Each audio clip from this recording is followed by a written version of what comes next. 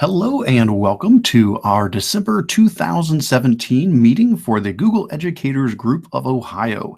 This is a monthly meeting where we take a look at everything new in G Suite from the last month, share Google tips and tricks, and answer questions related to using Google tools in school.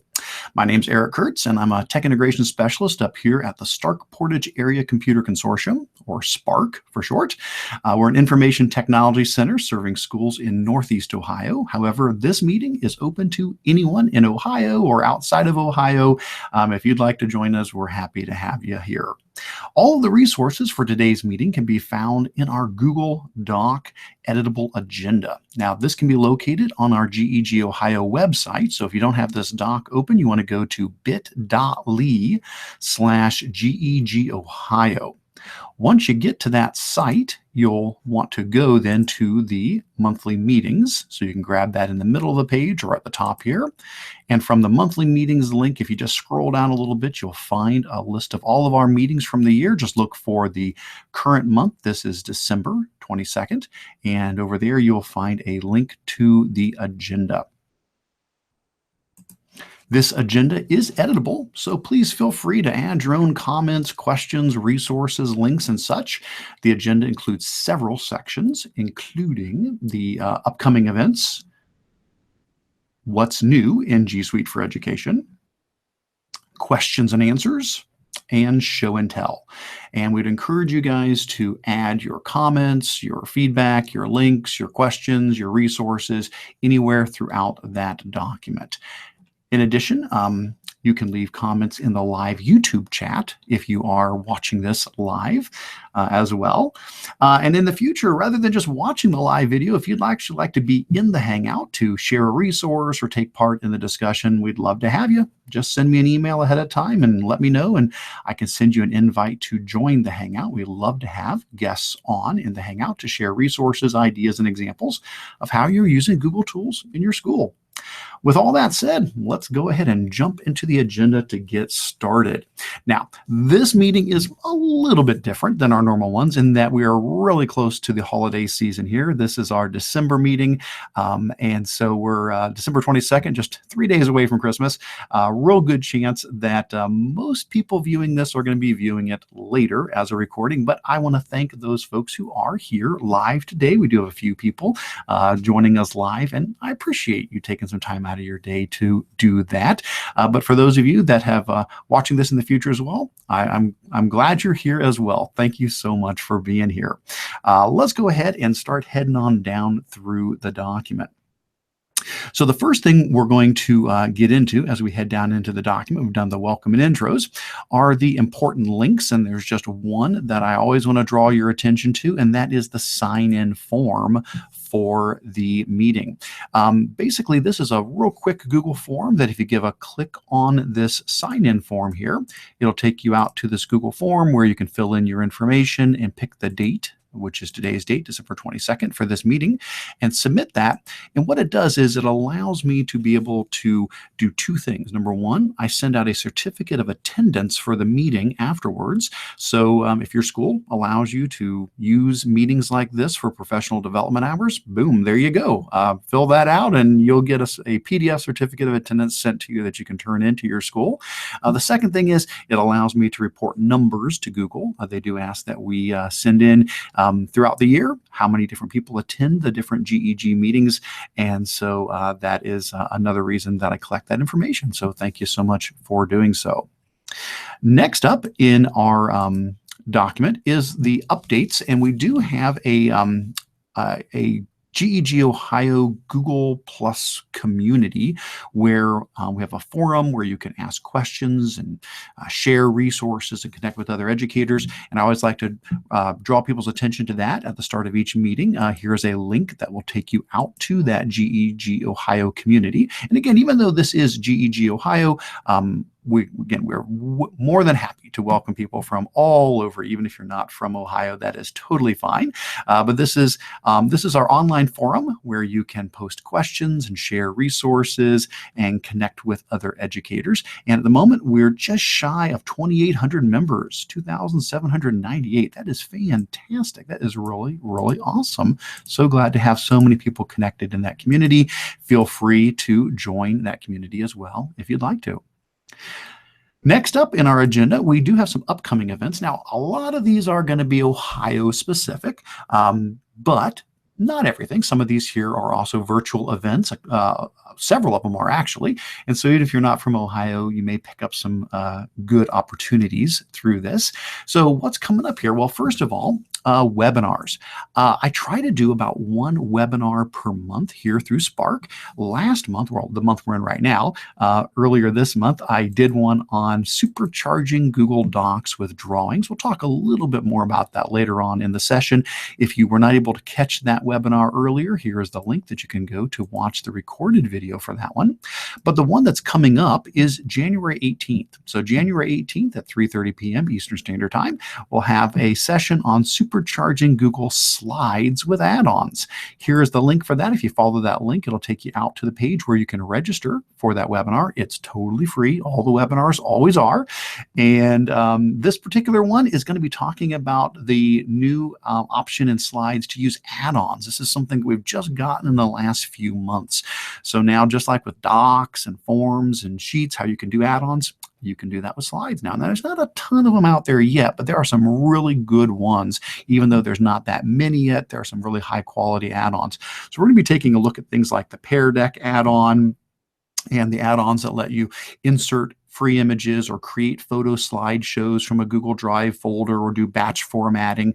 A lot of really neat things in there. So I would encourage you to sign up for that one so that you can get, I sent out an email a little bit before that to let you know so you don't forget about that upcoming training. And certainly feel free to share that out with other people as well.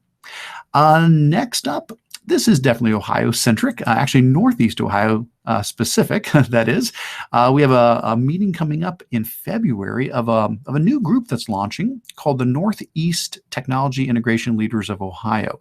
There is a group called TILO, which is the Tech Integration Leaders of Ohio that covers the whole state. And I know there's a Southwest chapter of it. There is now a Northeast chapter of it.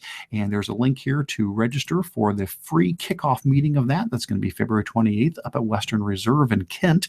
Certainly not Google specific, but without a doubt, there's going to be a lot of googly things getting shared at that. So if you're in the Northeast corner of Ohio, then which is where I'm at, this would be a great one to plug into.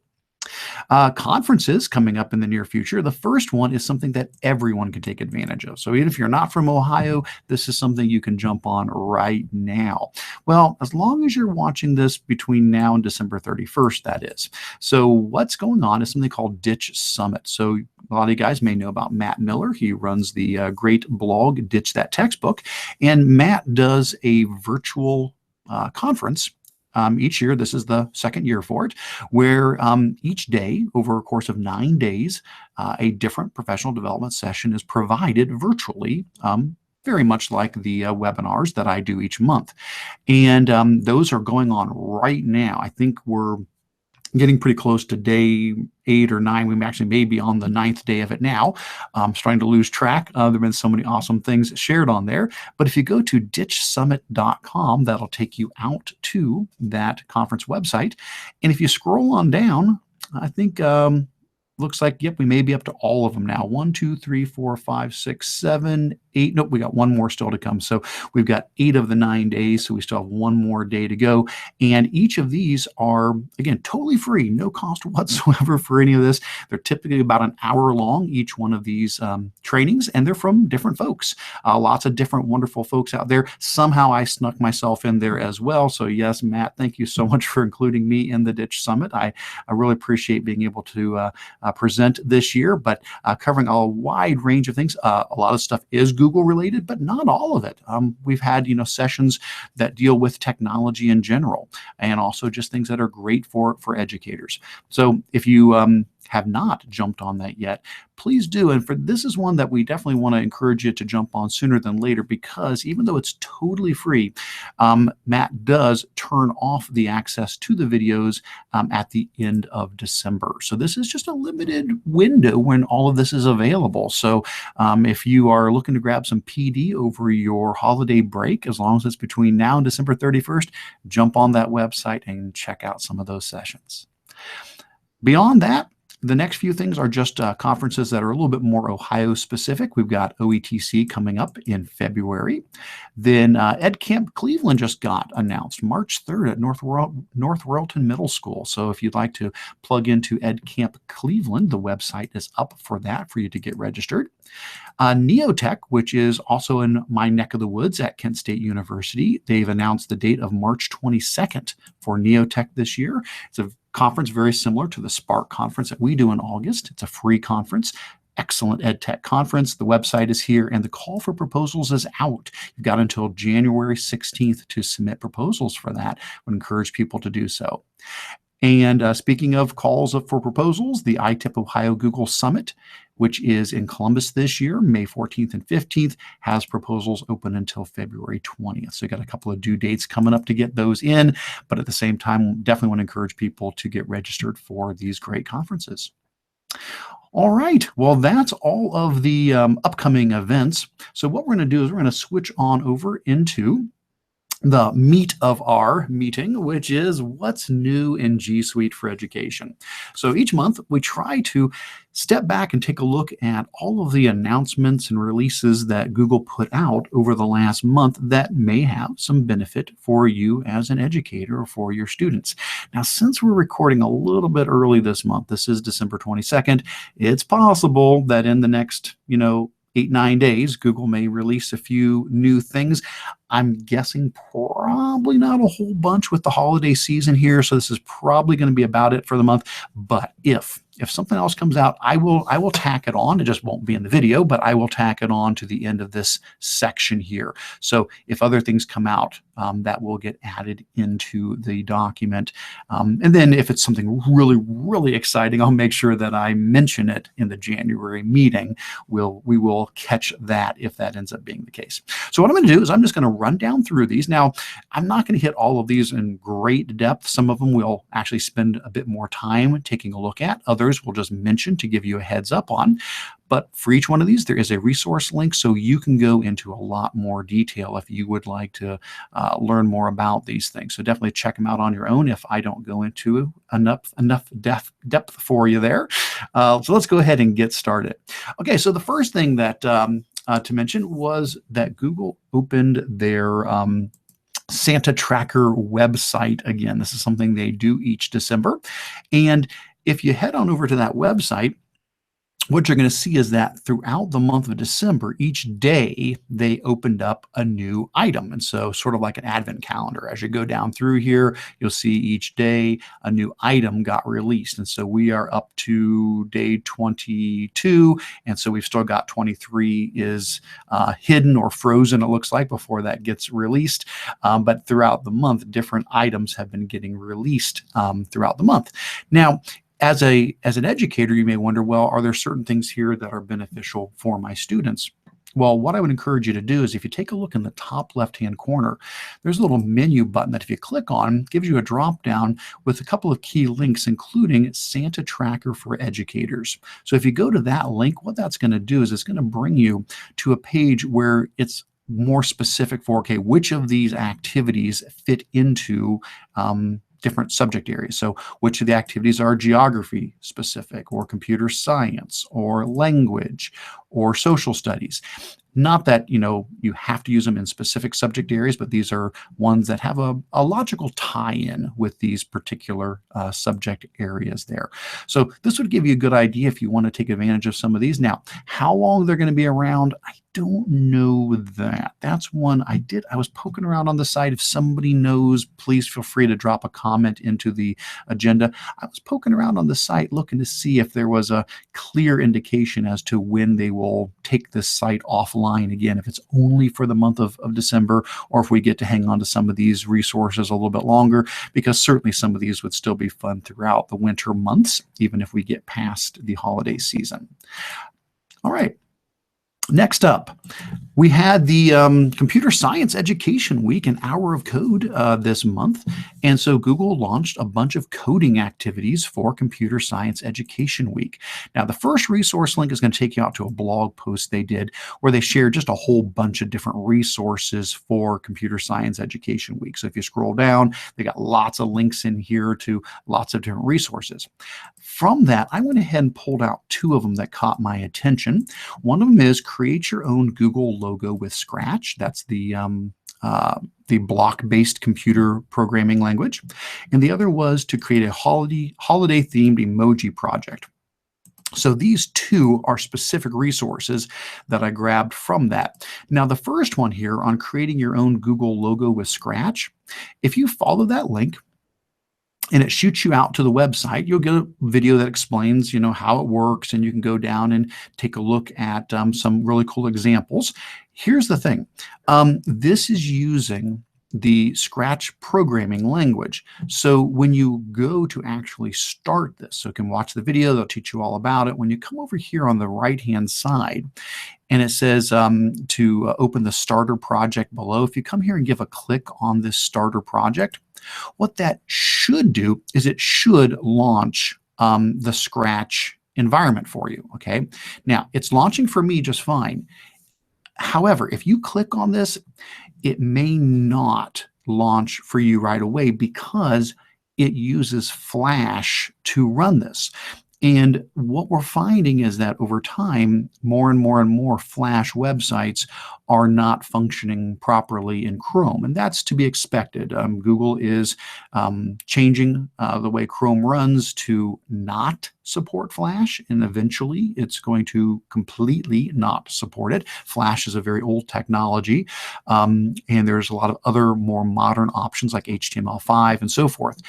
If you have that problem. And again, when I first went to the site, I had that problem too. When I came here, it did not allow me initially to get into it. It just popped up here. Let me see if I can show you. I'll grab a different, here, let me do this. Let me grab a different browser and see if I can show you. So let me copy the address.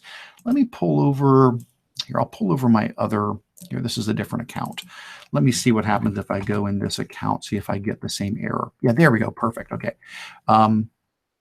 Is it going to, oh, no, it ended up loading. Let me try. I don't know if I have another one here that it's not going to work in because it's probably going to end up working now since I fixed it on one. It'll probably fix it on the other. But you may have noticed really quick there when it first came up, and we'll see if we pause for a second if we'll see it. You see right here, it says it's trying to load the Adobe Flash Player.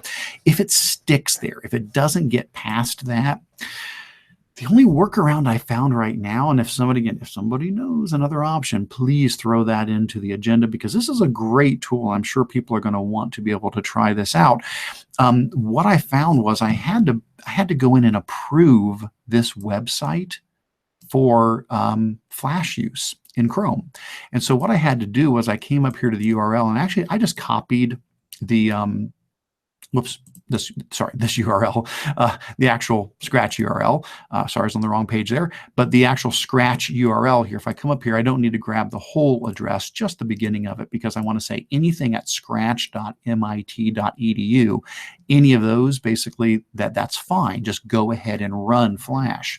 So what I ended up doing was I came here and I copied the URL, scratch.mit.edu.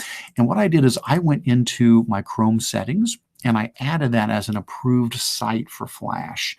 So it's possible you might have to do that. Here's what I did. So I went up to my little three dots in the top right-hand corner of the Chrome browser, and I went down into settings for Chrome. And then once the settings came up, I had to go into the advanced settings. Here, let me zoom in a bit so you can see this a little bit better here. I had to go down to the advanced settings. And from the advanced settings in the privacy and security section, there's an area here called content settings. to control what websites can show, and that includes Flash. So again, it's settings, advanced settings, it's the privacy section, and it's content settings. If you go into there, you're going to find a whole bunch of things, including a Flash option. And if you click on Flash, there's a bunch of stuff here, including what do you want to allow? Which websites do you want to allow to run Flash? And so what I did is I simply came in, I clicked Add, and I just pasted in Scratch site. Now, I've already done that, so I don't need to do it again, but I pasted that in. And once I had added that, it now was included as one of the allowed sites that could run Flash. I had to do that. It would not run until I did that. Now, again, it's possible, what version of Chrome you're on. Your experience may vary, but I just didn't want somebody to get to the site and get frustrated. So that's what I ended up having to do to be able to get it to run. But after that, it's a really cool activity. Basically, what you get to do is you get to build your own Google logo using the Scratch programming language, which again is this block-based programming language where you drag your blocks around and you put them out and you build a program, and each letter has its own set of blocks that you can use. And so you can basically program each letter to function however you want it to. So it's a really neat intro to using Scratch, but that's what I had to do to get it to run for me anyway. All right. The other one, though, I think ran just fine. The other one was creating a holiday themed emoji project. I don't believe I had any problem with this one. I thought it came up pretty well. If you come here and you say, want to create your own, yep, this one came up just fine. Actually, I was in the middle of doing one, and so you can see it's already starting to show up on there. Here, I'll restart so you can see it from scratch. So basically, it's again that whole idea of the block-based coding. So what you do is you come over here and you grab your block and you drag it over, and then you pick an option such as like, okay, what setting do I want to use? Oh, I'll use the snowman setting. And then you pick a character, you drag that block over and click it in, and then you can pick what character you want to have. So we'll grab a character, and you keep going down, eyes, mouth, and so forth. Okay, so this is another one that can be good to introduce, especially for younger kids, the idea of the block-based coding of how you can move these items together and then set characteristics for each of the items. So those were two things from Google's Computer Science Education Week and Hour of Code from this month, a little bit earlier. Awesome. All right, let's keep on going. Next one I'm just going to mention, if you want to read the article, it's kind of cool. Google's artificial intelligence helped create a new cookie. Anybody who knows me knows I love artificial intelligence. I love machine learning. I am just obsessed with how this is going to completely change our future jobs, education, so many things. This was a neat one where they basically talked about how they gave Google's AI a whole bunch of ingredients and let it randomly make a recipe. They then cooked it and gave the cookies to people to try, and then based upon people's response, they gave the responses back to the AI, and the AI then tweaked the recipe, and it kept doing this over and over and over and over again through dozens and dozens of different recipes, basically taking the input, taking the responses from people who ate the cookies, and the AI was modifying the recipe. And when it was all said and done, they wound up with a chocolate chip and cardamom cookie. I don't know what that would taste like, but it looks, hey, I love cookies. Who doesn't love cookies? And so basically Google's AI ended up, creating a new recipe for a chocolate chip cookie. Now you say, Eric, what on earth does this have to do with education? It's really, again, just to keep your eyes on machine learning and artificial intelligence. The idea that the further we go in this, the more computers are going to be able to help us to process a lot of data, to be able to look for patterns, to be able to look for connections. And so I know that was a chocolate chip recipe, but let's apply it to student data. Let's apply it to student test scores, and let's apply it to, to assessments that we give students to try to figure out where their needs are. This just excites me so much. That something that we want to do that could take us hours and hours and hours, hopefully within seconds, we're going to have tools that are going to help us identify student strengths and weaknesses and ways we can help them, and so forth. All right. So let's keep on moving.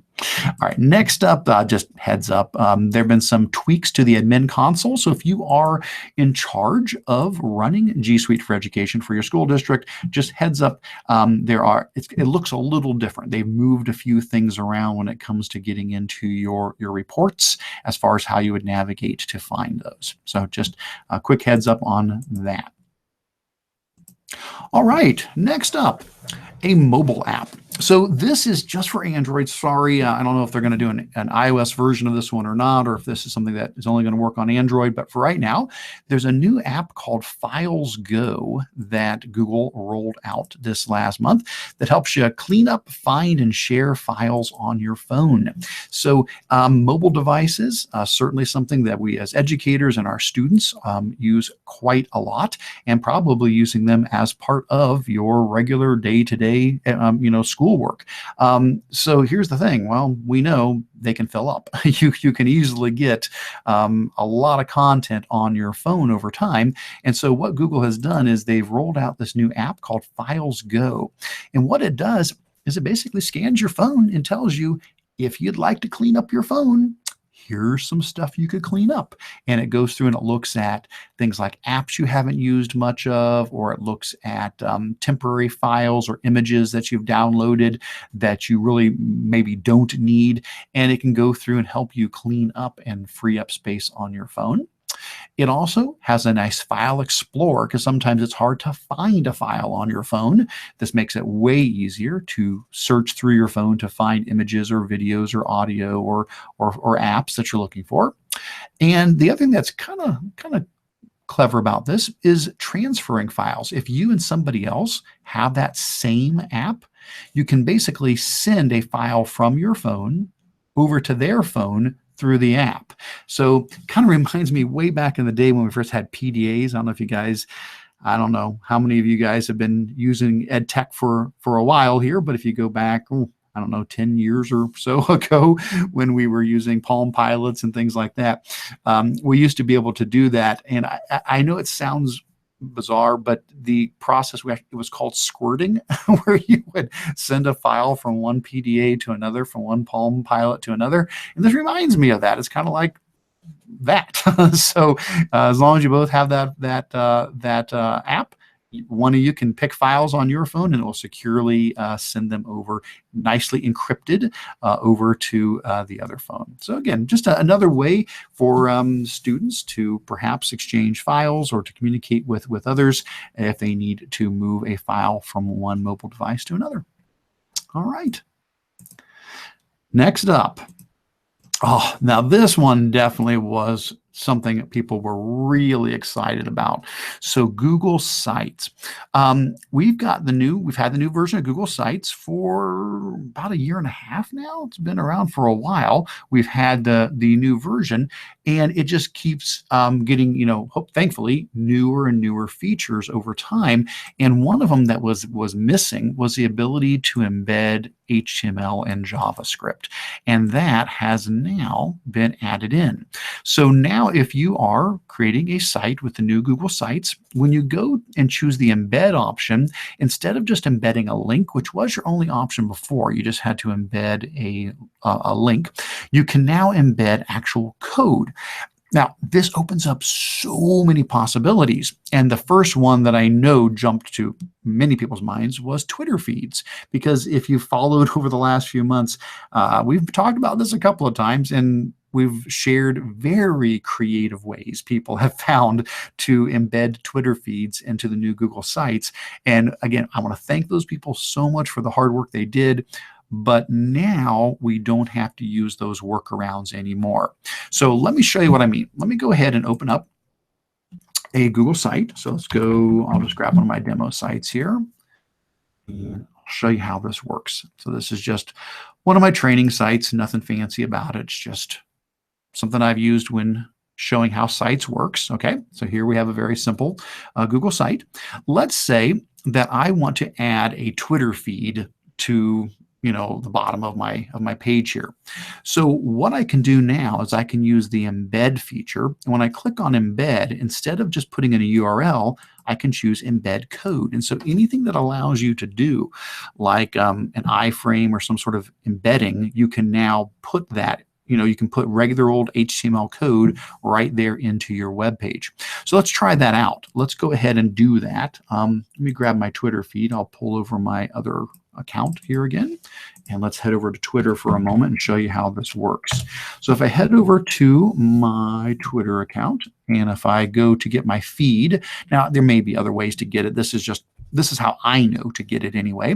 If I go up to my profile here and I go down to my settings, there we go. I go down to my settings, and then from my settings, let's see if I can find this here, widgets, there we go. So if I go to settings and I go down to widgets, under widgets, you can set up searches for different hashtags or for users. And so this is where you can create the actual Twitter feed widget. At least this is where I go to create it.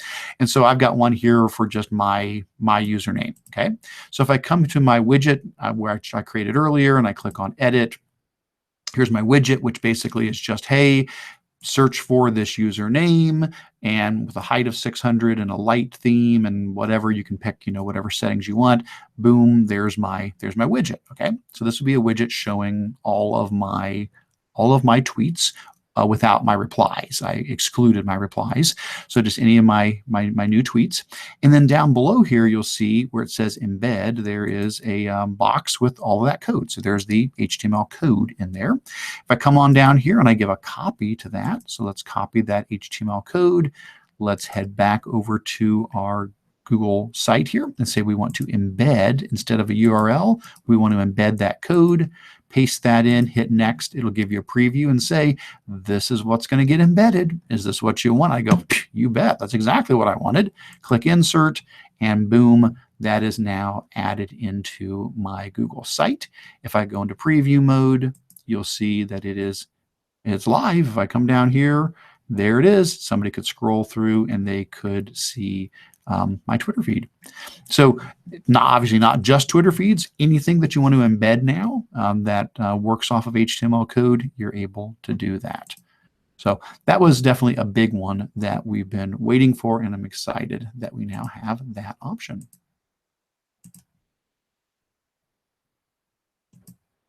All right, good stuff.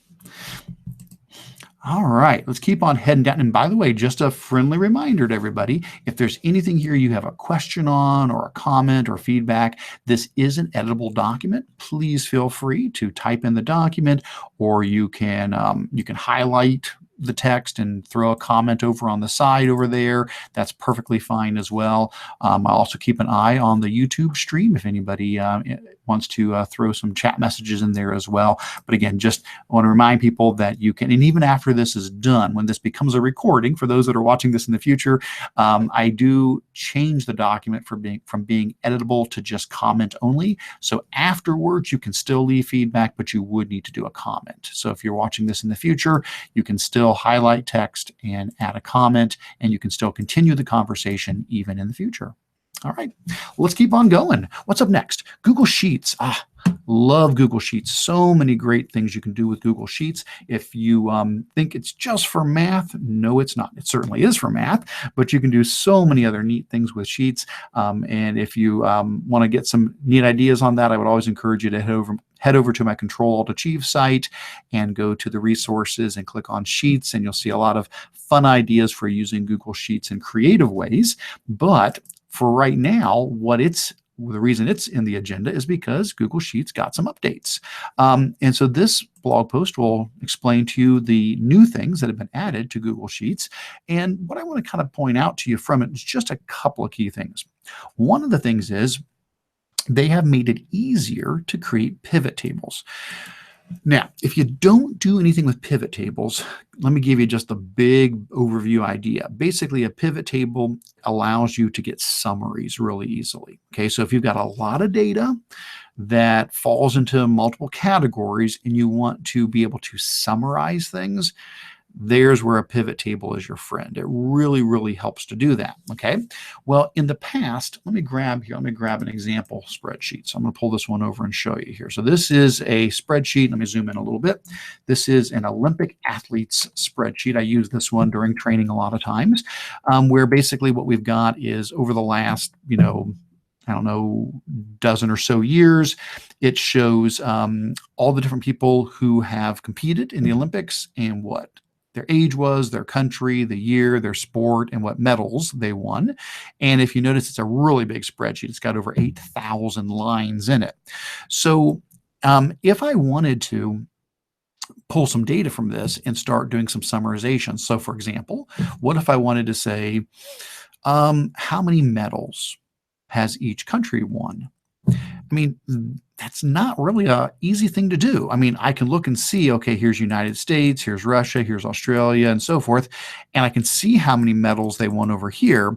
But if I wanted to do this for every single country, that would mean filtering by the country, adding up all of their medals, then going to the next country, adding up all of their medals, going to the next country, adding up all of their medals.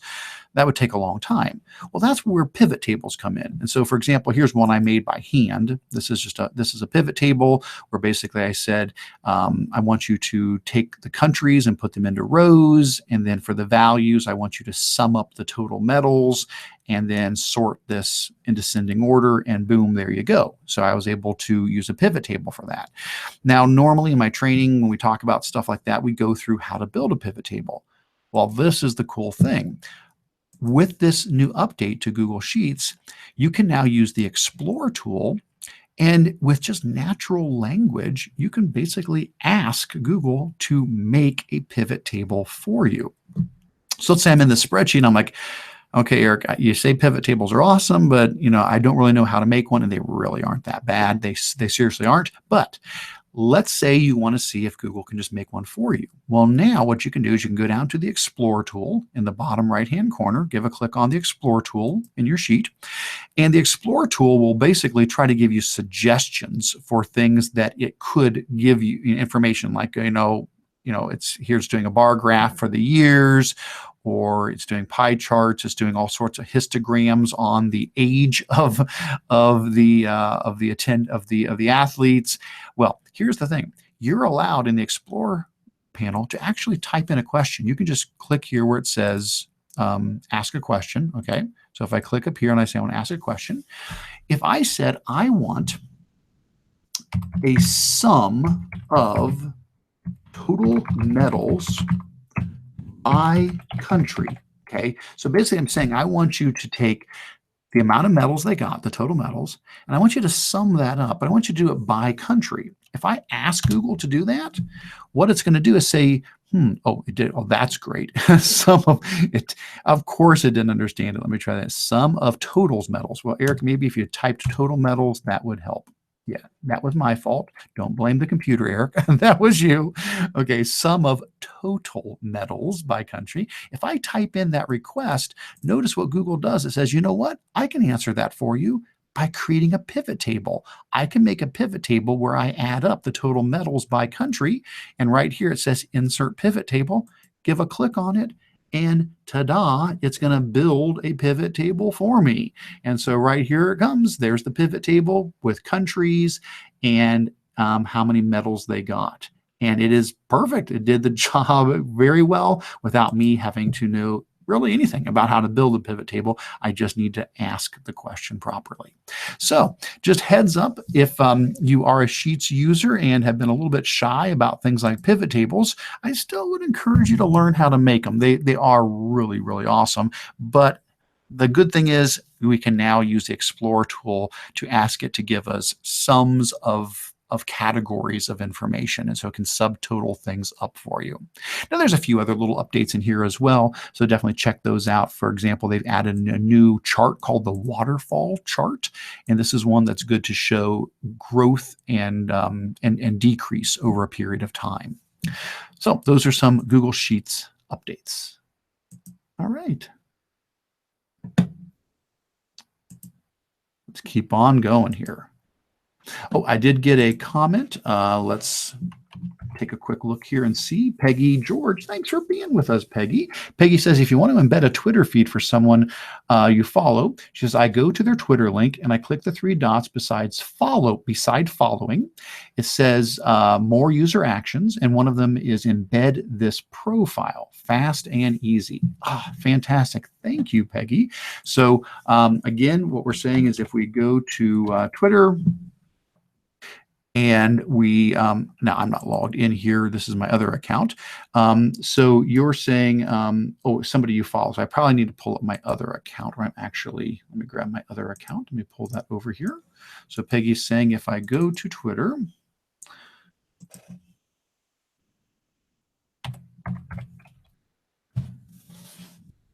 and then let me go ahead and head over to somebody's account here. Now, we were talking about Matt Miller earlier. We'll go to Matt's here. So here's Matt Miller. We're talking about the Ditch Summit. So Peggy says we want to go here and click on the 3 dots next to following, and then go ahead and choose embed this profile. Give a click there. And looks like we can do embed timeline, and that's it. And there's the code. Oh my gosh. Peggy, thank you so much. Oh heavens, that's fantastic. What a great way to pull that up so quickly. Learn something new every day. That's the beauty of this. All right, good stuff. Let's keep on going. All right, next up. Yes, this is one that's been coming for a while. And so if you weren't aware of this, if somehow this has slipped by, definitely you do want to be aware of this.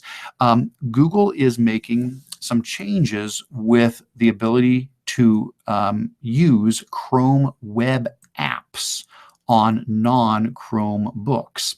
So here's the thing.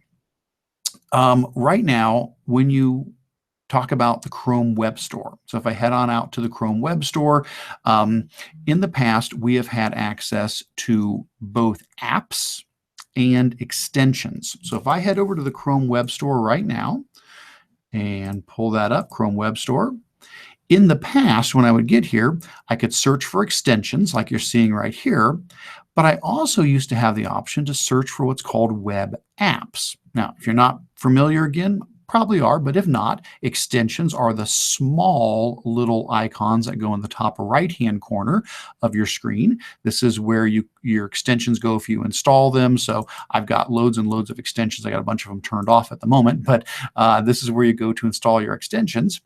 And then apps, they actually went on their own page. And so this, you'd have an apps page. So if you opened up a new tab in Chrome and you clicked on the apps button in the top left, you would get page after page after page of web apps that you had installed. And so the difference between all of these was a web app was more of a standalone kind of a program, whereas an extension was a smaller helper tool up here. Well, what Google noticed was, according to their blog post here, was that very few people were actually using the web apps that way. They weren't going through those links. They said here 1%. They said 1% of users on Mac, Windows, and Linux actively used the Chrome packaged apps. And so here's the idea: all of these, well, most all of these apps that we're looking here, they're actually just websites. You know, it's things you're probably familiar with. You're like, oh, you know, Dogo News and Pixlr and Prezi and, you know, Padlet. And so most people were just going to Padlet. They weren't going through the web app link and then getting to it from there. Most people were just going to Storyboard, or they were going to Desmos, or they were heading out to, you know, Cami or whatever the tool might be. Now, there's a very small amount of web apps that aren't websites. And really, it's not very many. There's a very small amount, but there are some that were actually what they call packaged apps. And those packaged apps, when you clicked on them, they didn't take you to a website. They actually launched a standalone program. And those were a minority. There weren't a whole bunch of those. And again, like they said in the article, only 1% of users were actively using those. So about a year ago, it's been a while back, Google announced that they were going to remove the option for web apps on non-Chromebooks. And so if you're on a Windows computer or a Mac computer or a Linux computer, if you go to the Chrome Web Store, apps are no longer there. So if I'm on a computer, that's a Windows or a Mac or a Linux computer, and I go to the Chrome Web Store, I only have extensions now. I don't have web apps anymore. Not only that, not only can I no longer find them to install them, but they said, according to the article, that in early Q1 of 2018, so within the next 3 months, web apps would cease to function through this method, the ability to launch these web apps. So my guess is to be able to get to all of these, I'm just going to have to use my regular bookmarks, or I'm going to be using the websites themselves rather than trying to run it through this launcher here. Now, none of that is going to change on Chromebooks. On Chromebooks, if you go to the web store, you'll still see web apps. And on Chromebooks, if you click the little launcher button in the bottom left, you'll still get all of your web apps showing up as normal. It is a big shift, though, for schools, though, that use Macs and Windows computers that had gotten in that habit. If you were one of those folks that were used to saying, hey guys, let's go to the apps page and let's launch our apps from there, it looks like that is not going to be an option going forward. So just heads up, if you went to the Chrome Web Store and noticed, hey, where'd my apps go? This is something they talked about many, many months ago, and it finally is just coming to be. Okay. Now, if you've got more details on this, again, always happy to hear from folks who can further clarify this. But as this develops, we'll continue to mention it. I know this is not the first time we brought it up in the meetings, but we'll continue to mention this as we find out more over the coming months with it. All right. Next up. This is a Google product that I think it's been around for a while, but they did a blog post on it here in this month. And so that's where it caught my attention. It's something called Election Databot. So this blog post from Google was explaining how they have a Google powered tool called the Election Databot, that what it does is it tries to pull information on all public figures. And so if you go to the Election Databot, you can pick your state, you can pick, different races within your state for Senate or House, or, for different districts, whatever seat races are going on. And then it will pull up the candidates for those races. And then it will show you things like Google Trends on those candidates, YouTube videos from those candidates, how much spending they've had, their voting records, articles, press statements, even deleted tweets. Crazy, isn't it? So let me show you what it looks like. If you head over to the second link here, which is the actual one, here it comes up, Election Bot. And you'll see when you first get there, it's got the fire hose, which is really just everything that's coming from any public figure. But if I come over here to the side, you see I can look up by candidate, or I can browse by the state. So let's go in. Alabama's obviously been in the news recently. We'll go ahead and pull up Alabama with the Doug Jones and Roy Moore race.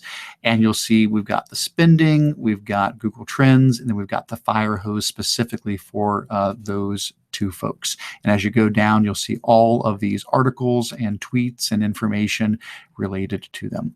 So this could be really useful in a social studies class, especially as a way to be able to have a one-stop shop to pull up information on any of these political races that are going on. All right, I'm going to clean up a couple of windows here. I do tend to not close out of my windows sometimes, so I'm going to clean up a couple of these before we go too much further here. All right. Next up, Oh, now this one actually ties in well to the one we just talked about with Google removing the apps section from the Chrome Web Store. Remember I said most of the apps in the Web Store, they really weren't apps. They were just fancy bookmarks to a website. That's really what they were. You were basically clicking the app and it was jumping you out to WeVideo or wherever. It was just a website. Not all of them, though. Remember, I said there were some that were these pre-packaged or standalone apps, and one of them was the Chrome Remote Desktop app. So this, understandably, concerned some folks, saying, "Oh, if you're getting rid of the ability to run standalone apps on Macs and on Windows, what about the Chrome Remote Desktop tool? We're going to miss that one. That was a really nice app to have." Well, Google has launched a web version of this. So they've got an article on it here that can tell you all about it, and then the second link actually takes you out to it. So to help address that need, so when the Chrome Remote Desktop standalone app no longer runs on Windows and on Mac, you now have a web-based version at remotedesktop.google.com where you can go in and set up this for your computer, and then once you've got it set up, you can, from any other computer you want to, you can then access your computer. So I could set this up on my laptop here, then I could go home and jump on my desktop, and using the same remotedesktop.google.com website, I could log in and see any devices I've set up, and I could connect to them, and I can remotely control that device. So that, again, can be really useful for a lot of things. It can be great to be able to access a device that's not physically there with you. It can also be a really good way to provide troubleshooting help for folks. If they share their device with you, you can jump on and not just view it, but you can actually control it. You can help them fix problems. Might be perfect over the holiday season while you're at your parents' house. Maybe go ahead and install this for them so that when you head back home afterwards, you can remotely connect to their computer and fix things as they ask questions throughout the year. So, could be useful for that as well. So anyway, heads up, we'll probably see more and more of this, where things that were apps are getting converted into something that's more of a standalone website. All right, couple more here. Let's see, up next. Google released 3 new mobile photo tools, some for Android, some for iOS, some for both. Just give you a quick heads up on these. So these are mobile. So this is going to be for your phone or your tablet, or if you're using a Chromebook that runs Android, you could use these as well. These all deal with mobile photography. The first one's called Storyboard. This one is only for Android, but what it does is if you take a whole bunch of pictures, what it will do is, or excuse me, not pictures, if you take a video, sorry about that. If you take a video, it'll take your video and it'll go through your video and it will pull out neat snapshots from it, and then it will make like a comic book page layout showing the really cool snapshots from your video with all these different effects that you can apply to it. So that could be really neat for graphic design. I could see that being such a neat way for students to make their own, graphic novel. They could, they could do the video, let the storyboard tool turn it into a comic strip page, and then they could put that take that image, throw that into Google Drawings, then they could add speech bubbles and so forth, and add the text into it. So that's really clever. I thought that was neat. And then there's 2 others, just for what it's worth. This one is for automated selfies. I don't know. I'll let somebody else figure out how this one fits into a school setting, but what the educational use of it is. But basically what it does is if you have this app and you run it, it uses, again, these are all artificial intelligence based. It uses AI to kind of watch you. And every time you stop and pose for a moment, it takes a snapshot. So you can basically set up your phone and you can go through all these different poses. And every time you move and then stop again, snap, it takes a picture automatically. So kind of cool. Okay. And then there's one more. And this last one is called Scrubbies. It's just for iOS, and it lets you take videos and make cool looping videos out of them by adjusting the speed and duration, or excuse me, the speed and direction of the video. So just heads up, Google's popping out all kinds of really cool mobile apps recently. And those are 3 to check out if you'd like to play around with those.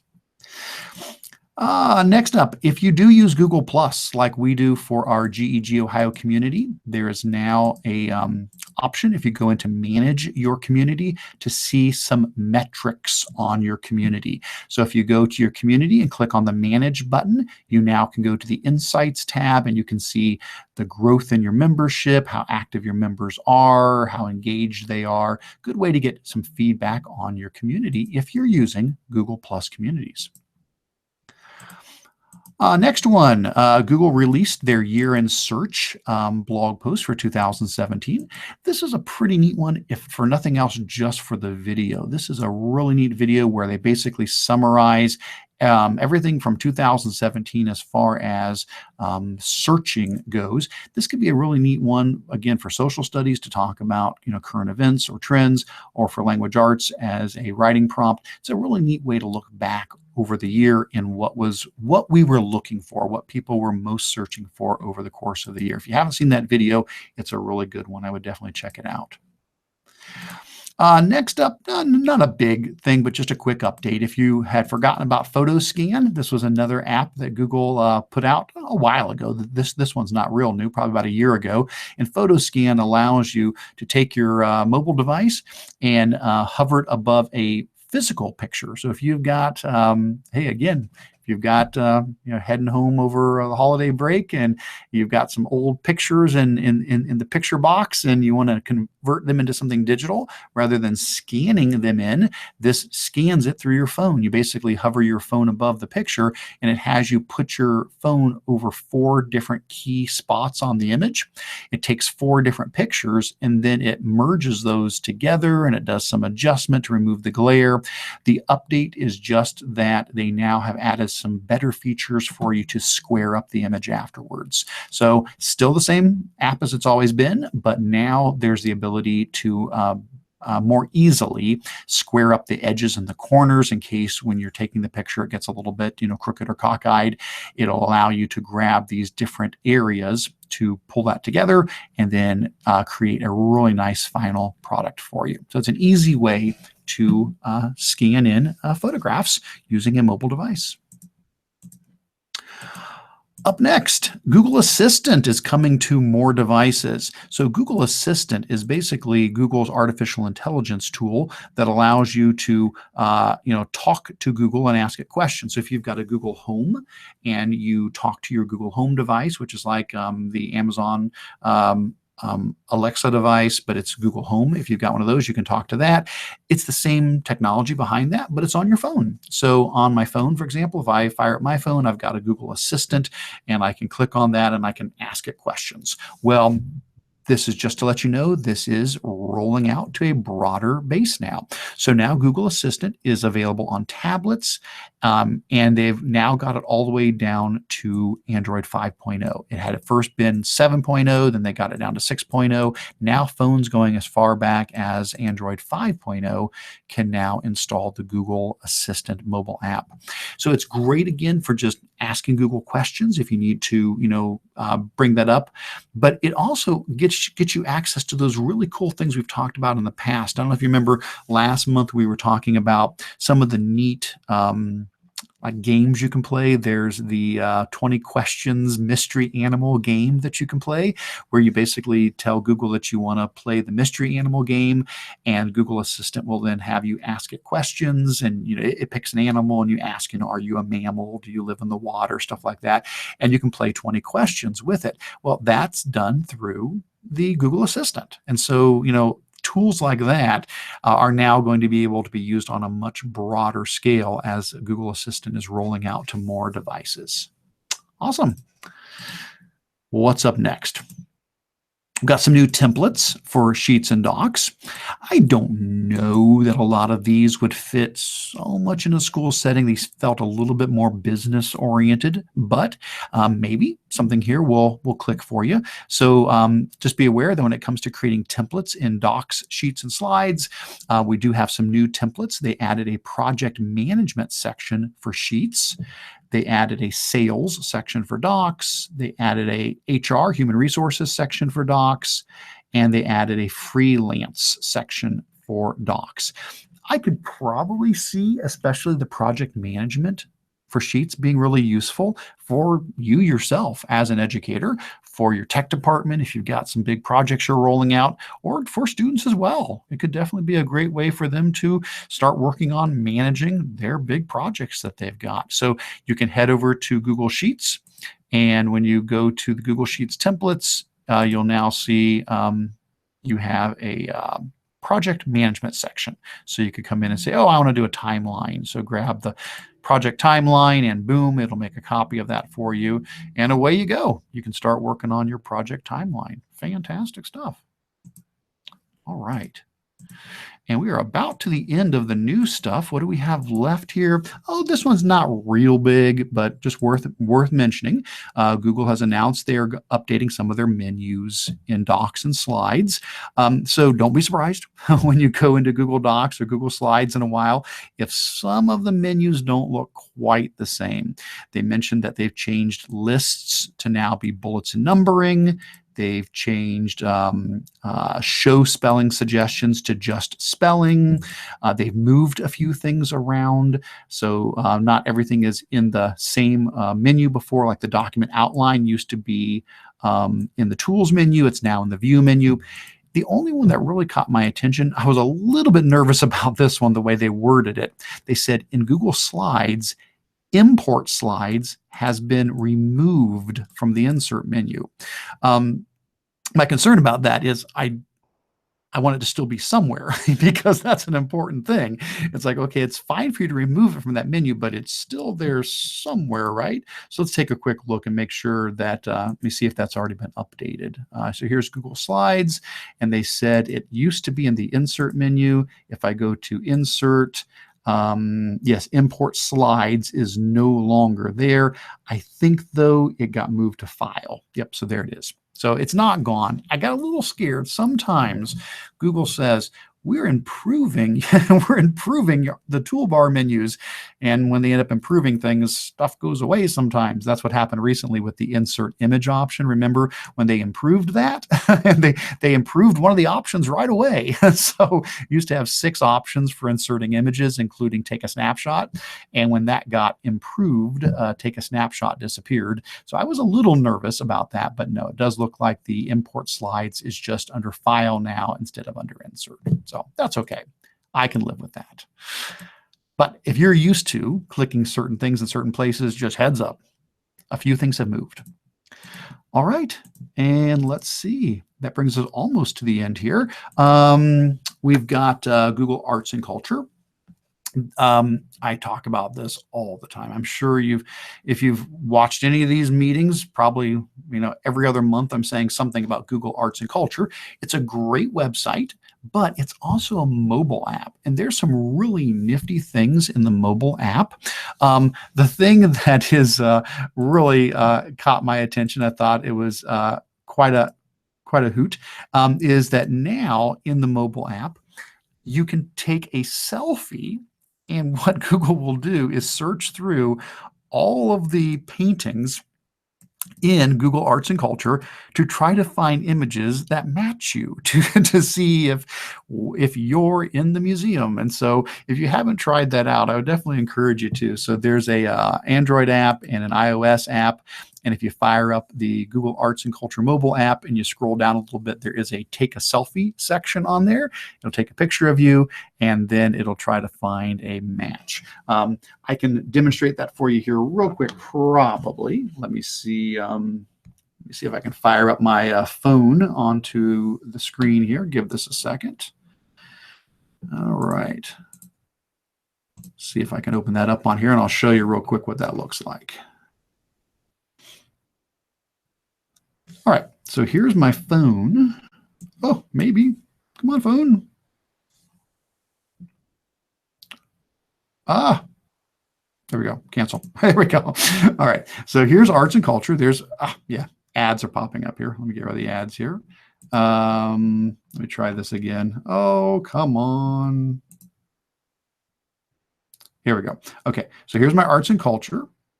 It's not going to show up. I'm sorry, guys. It's giving me a little bit of difficulty here. I will have to, it looks like I'm going to have to upgrade if I want to. Oh, no, that's okay. If I scroll down here in my arts, oh, there it is. There's the Is Your Portrait in a Museum? So let's click Get Started. And let's see if it can. Oh, hey, there I am, guys. So what I'm going to do is I'm going to take a quick selfie here. And now it's going to see if there's a match for me in there. Let's see. Oh, not too bad. There we go. And so what it'll do is it'll try to match you against other paintings in the museum. Very nice. Awesome. So came across that one this last month and wanted to share that. That could be a neat activity. All right. And then this last one, I did not add this one. Somebody else has added this in. So thank you, whoever did. I appreciate so much you throwing this in. And this is a really neat feature. I am really glad you put this in because it is actually very valuable. So what this is an update where you can now force users to sign into Chrome on Windows computers. So here's the idea. If you have a Chromebook, obviously, and you go to sign into the Chromebook, when you sign into the Chromebook, you're signing into your Google account. And so you're getting, all of everything synced. You're getting your bookmarks and your extensions and your apps and so forth. Well, on a Windows computer, though, it doesn't have to be that way. I can sit down at a Windows computer and I can sign into the computer with my Active Directory account or whatever. And then I can start up Chrome and I don't have to sign into Chrome. I can sign into Gmail, but not actually sign into Chrome. Those are two separate things, okay? The idea being that if you sign into Chrome, it's going to sync your extensions, it's going to sync your apps, it's going to get your bookmarks, your history, and all of that is done by actually signing into Chrome itself. So for example, if I were to go into my settings here, you will see that I am signed in at this moment on this particular copy of Chrome with my work account, okay? So that's the idea of signing into Chrome rather than just signing into like your Google account. Well, on a Windows computer, you don't have to do that. I mean, again, I can just sign into Gmail, but not really sign into Chrome. Well, now you can push out a policy for your Windows computers that will force users to actually sign into Chrome and not just sign into their Gmail account, but to sign into the browser itself. So that basically when somebody fires up Chrome on a Windows computer, they'll get that sign-in screen. It'll come up. So what it would look like, I'll just show you what it would look like. If I go here to manage people and I'll pretend that I am creating a new person, we'll just throw this in, just call it example. What they're going to see, like, if they were to open up Chrome, they would be greeted by, it'll pop up here in a second. There we go. A sign-in screen. And so they would have to actually sign in to the Chrome browser. So rather than just signing into Gmail, they'd have to sign into the browser, which again, if you as a school say, hey, we have certain extensions. We want these kids to have these extensions. We want these kids to have, certain bookmarks that we want to push out to them, or we want to make sure that their history is always being saved. There's certain settings we want to apply that we're pushing out through the Google Admin Console. Well, if they don't sign into Chrome, they're not going to get all those settings. Well, now you can force that. Now, I won't really actually sign in for that one, but that's the idea. And then once they sign out of Chrome, it'll go right back to the sign-in page, so the next user has to sign into their Chrome profile. So that's great for folks. It basically, as was said here, it basically makes your Windows machines act a lot like a Chromebook. So kids have to sign into their Google account, so your policies and extensions all get loaded in. Good stuff. I am happy about that. All right, guys. So that gets us through the what's new in Google. Let me pause for just a moment. I'm going to take a look and see if we're missing any feedback. We've got Q&A and show and tell coming up for our last section here. But let me take a quick look and see.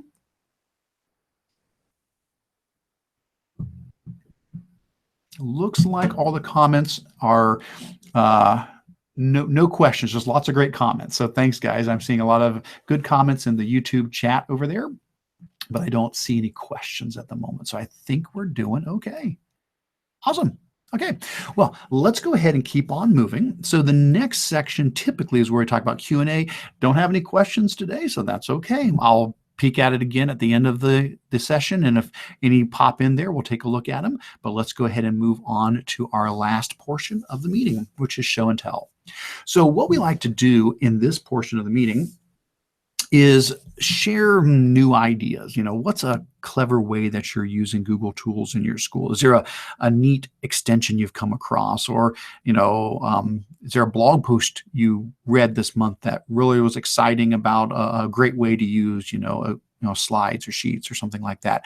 And so this is a chance for you guys to, you know, toot your horn, share the awesome stuff that's happening out there in your districts. So again, if you have something to put in this, just scroll on to the bottom. Feel free to just go ahead and boom, throw in another bullet there and add in other resources that you've come across. Now, I'm not going to go through all of these. This is the section that we never do entirely because there's just always too many things in here. But I went through ahead of time and I kind of picked out a few that I definitely wanted to draw your attention to. So I will be highlighting a few of these as we go through. If I don't talk about one and it looks interesting to you, just follow the resource link and take a look at what those different resources are. So first thing first, I'm going to share what I have posted in this last month. Now, this was a busy month. I don't know what I was thinking, but I got the idea. Wouldn't it be fun to do something themed to the holidays? And people were doing really neat stuff like advent calendars, where, you know, they would do, you know, a different extension each day or a different tech tool each day or something. I said, hey, that's kind of cool. I should do something like that. And so I decided to do the 12 days of Techmas. And again, it sounded like it was a good idea, but it sounded like a really good idea when I first came up with it.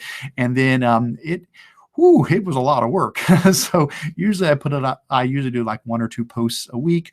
So I was doing 12 posts in 12 days. So that was a little bit of a crazy stretch there, but I loved it, had a blast with it. So what you're going to see here, here's all of the 12 days. So these are the 12 days, and this is the initial post that kicks it all off. So you can check out any one that you want here, or if you go to the original 12 days post, what you're going to see there is I kind of explained what the project was about, and I gave a link to a Google drawing that had each of the 12 days linked in. So if you come here and you give a click on this link for the Google drawing, then it will give you that Google drawing, and you can just go ahead and hover above each of the it's still loading. Nope, it's loaded down. There it is. So just hover above each one of these, and if you just click on them like day 1, give it a click, boom, it'll pop you out to day 1 all the way down to day 12. Give a click on it and it'll pop you out to day 12.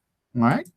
So feel free to access it that way if you want. Otherwise, you can just look through the list that I've got here. So I'll give you a quick rundown of what I covered on each of these. Just a few of them I'm going to camp out a little bit longer on, but in reverse order, day 12 was EdTech blogs. About a year ago, I did a blog post on 50 of my favorite EdTech blogs.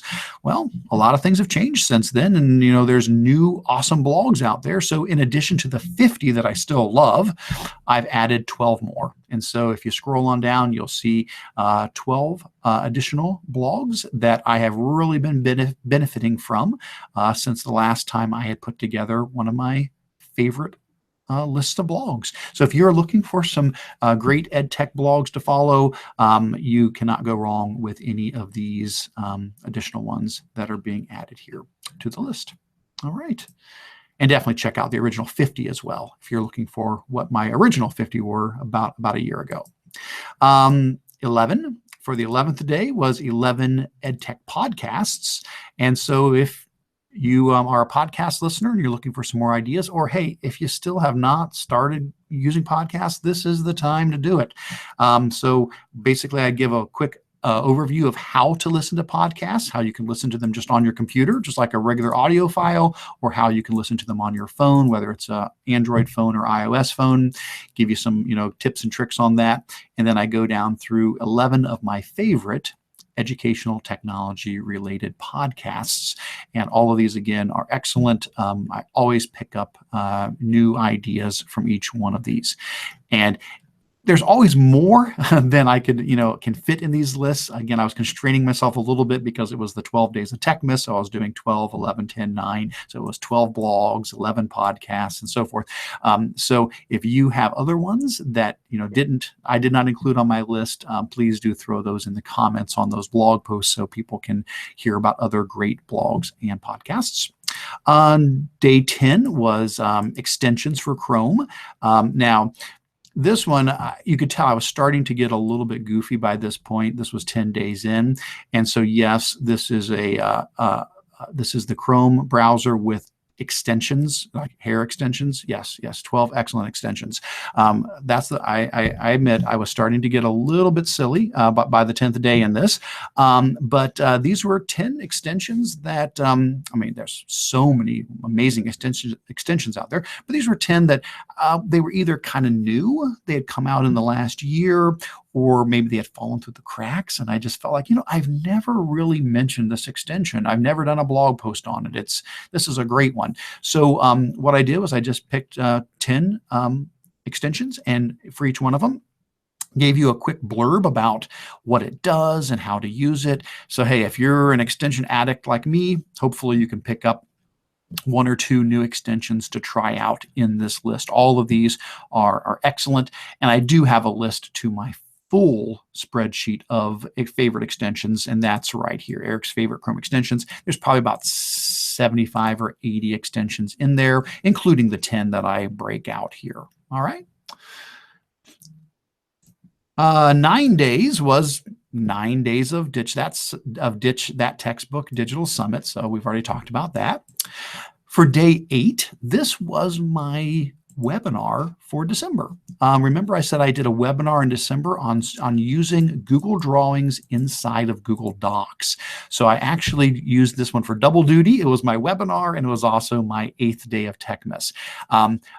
I would really encourage you, if you've got some time, please do check this out. I loved this webinar. Not that I don't love all my webinars, but I had a blast with this one. This one I thought was really a lot of fun.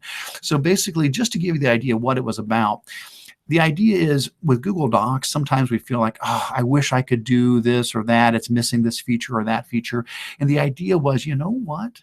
There's some things you can do in Docs you didn't realize you could do, because in Google Docs, you can insert drawings. If I'm inside of a Google Doc and I click Insert Drawing, I can insert a Google drawing inside of my Google Doc, okay? Now, I won't really actually put one in here, but the idea is, because you can insert a Google drawing into a Google Doc, it actually lets you do some pretty clever things you may not have realized you could do. So you can watch the full video, okay? It's a 1-hour video as normal. But if you go down, what you'll notice is I break out each of these 8 things you can do. And if you are only interested in certain ones, hey, that's fine. I get it. Scroll on down to that particular one. You'll see my directions, but you'll also see I've got a link to just the portion of the webinar that deals with it. So if you don't want to watch the whole 1-hour webinar, you say, I can put a text box inside of a Google document. How can I do that? Well, you go to Google Drawings, or you insert a drawing, then you insert a text box, and then you send that back into your Google document. Well, here is the link that will give you just the portion of the webinar that covers that. And so what I ended up covering was 8 things.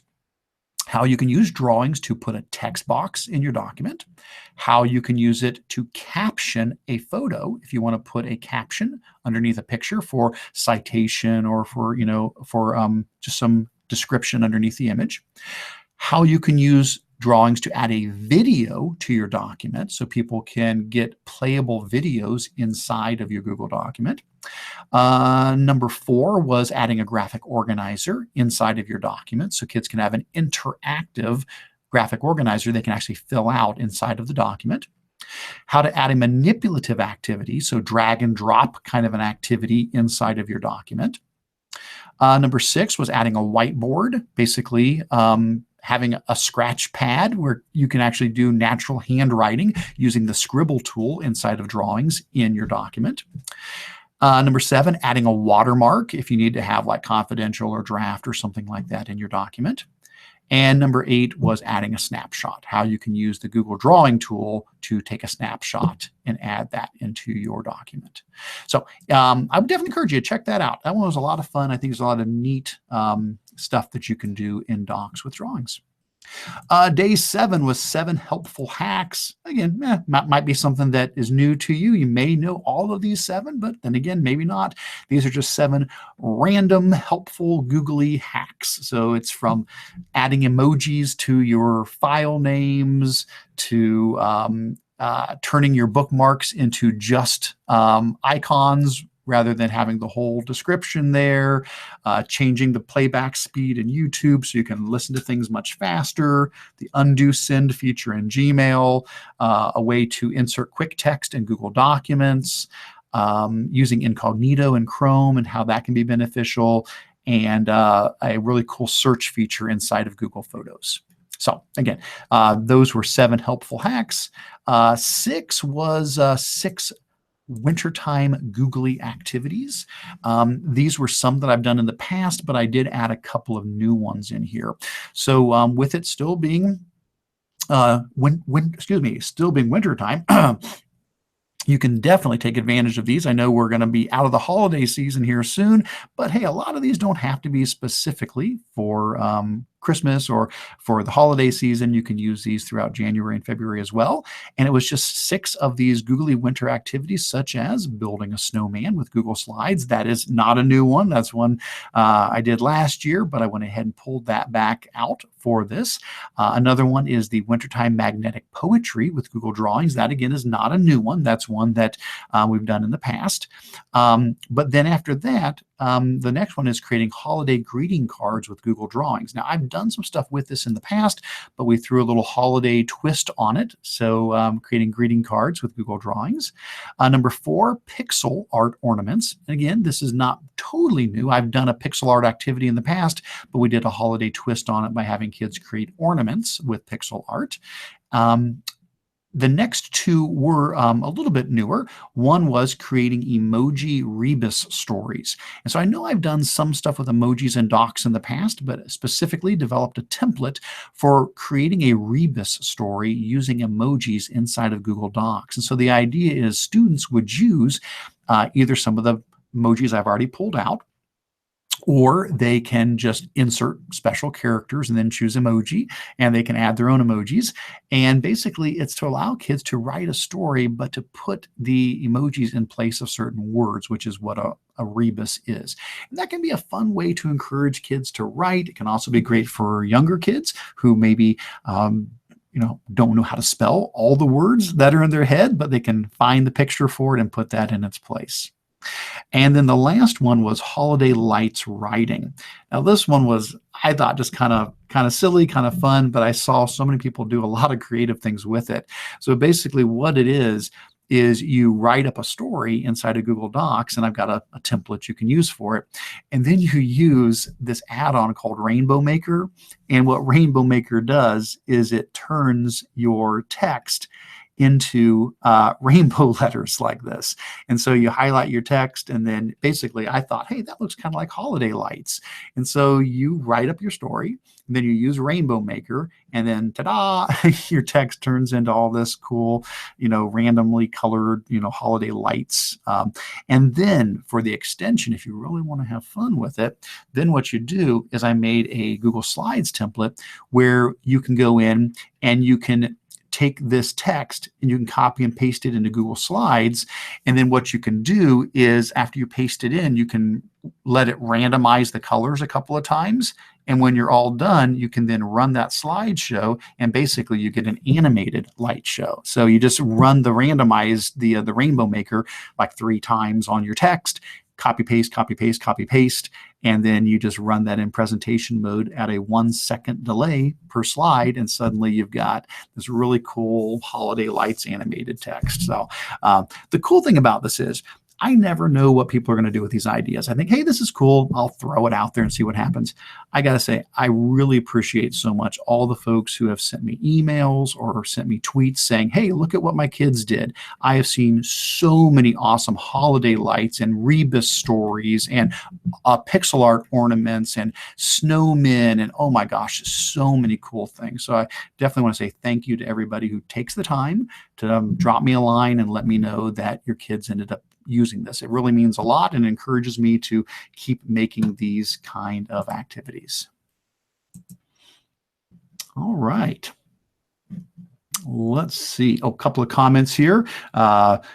Amy said that she had her 5th graders do the holiday lights writing and they loved it. Awesome. Well, thanks, Amy. I appreciate that. And Peggy says those wintry activities are great for the kids in Phoenix where they don't get to experience snow. I'm glad we're able to bring a little digital snow to you. All right. Well, let's go ahead and wrap this up with my 12 days here. What else did I have? I had day 5 was favorite EdTech quotes. So I went ahead and picked 5 of the many, many, many wonderful quotes about educational technology, 5 of my favorite, and made a little graphic for each one. And then for each one of those, I then wrote a little bit about what that quote meant to me. So that was my day 5. Day 4 was Rubric tools for Google Docs. Long ago, one of my very first webinars I did was on using Rubric tools, and I had never posted it to the blog. It was before I was doing my blog. So I went ahead and pulled some of that content from there and added a little bit more updated stuff in there. We talked about 4 really cool tools you can use if you want to grade with rubrics inside of Google Docs. We cover RIQ, and then I cover Orange Slice.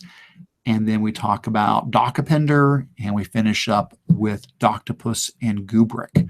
So if you're wanting to do some rubrics with your kids and you've been doing paper pencil and you want to move digital, these 4 tools go from very simple to much more sophisticated. So RIQ is like really, really easy to use. And then each one of these gets a little more sophisticated until you get all the way up to Doctopus and Goobric, which is the most sophisticated of the bunch. Hopefully between the 4 of those, you'll find one that fits the sweet spot for what you need. Day 3 was tools for making memes in school. So we all probably are very familiar with memes where you've got a picture with some text on top of it. And usually there's a theme that goes with each of the pictures. They tend to mean something. And so this can be a great way for kids to define a vocabulary word or explain a science concept or give an opinion on a historic event or illustrate a theme from a novel or on and on and on and on. And so I covered 3 different ways to make memes in schools. The first is to use a meme website like ImageFlip and talk through how to use that. The second is to use a Google Drawing template. And I went ahead and created a meme template for you. So what's nice about this is sometimes websites might have inappropriate stuff. So as much as I love ImageFlip, I think it's a great site. It's possible you may come across an inappropriate picture or something that somebody else has posted to their public gallery that, isn't appropriate. So if you want to be a little more careful, you can use Google Drawings. And so I created a Google Drawing meme template. If you come here and make a copy of it, it's going to give you a base image to start with, okay? But you can just click on the image and you can use replace image and you can replace it with whatever image you want. So you can add your own picture there instead. And if you need some meme safe for school meme images, I've created a folder here where I've got, several dozen, maybe 50 or 60, I can't remember how many I put in there, of reasonably popular, but also safe for school meme images. So if you go to that folder, you can grab any of these images that you want. Here, I'll switch into thumbnail mode, and you can see it's just a whole bunch of meme images, and you can just go in and just download any of those that you want to use, and then you can put them into the template, and then you can add your text at the top and your text at the bottom, and boom, there you go. You've made a meme with Google Drawings. And then the third option was one that I know I've mentioned in the past. It's Google's new Meme Buddy tool, which is a artificial intelligence-driven tool. You can access it on the website, or remember we just talked about Google Assistant. If you've got Google Assistant on your phone, you can ask it to run the Meme Buddy tool on your phone as well. And basically you just talk to Meme Buddy and say, I want a picture with this text and so forth, and boom, it creates the meme for you. So 3 different ways to create memes using technology. And then almost at the end, day 2. Day 2 was tied this in with Computer Science Week, since we had the Hour of Code in Computer Science Week. Went back in time here and pulled something from my childhood. When I was growing up, one way that I learned to code was using something called Logo. Logo was a programming language where you tried to move a turtle around the screen by giving it commands to go forward and left and right and so forth. And you could draw all kinds of really cool designs. Let me see, like here's a design, made from that turtle there.